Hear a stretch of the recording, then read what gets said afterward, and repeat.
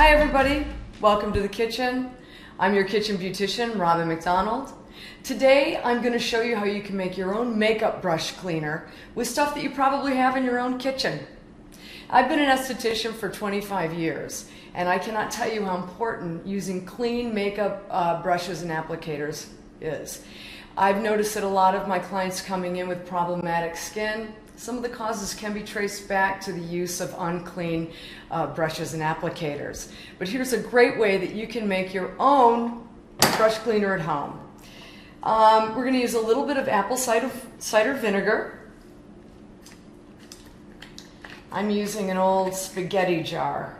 I like to hang on to all my jars for skincare recipes and fresh cut flowers in the backyard. An egg yolk. The juice of half a lemon, and I'll tell you why we use all of these things in a second,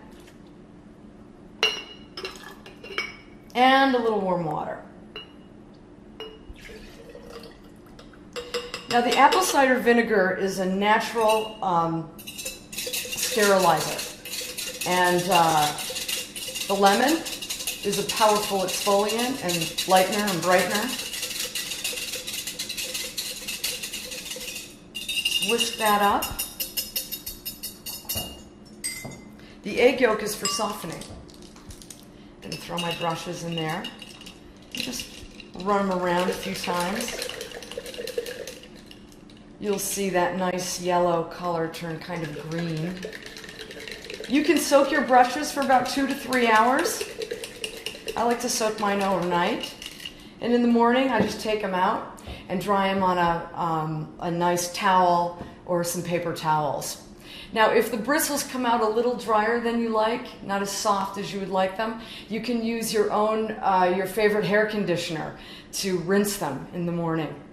That's it for me. Thanks for watching. I'm your kitchen beautician, Robin McDonald. Please visit me at beautyhighway.com. Thanks. Have a great day.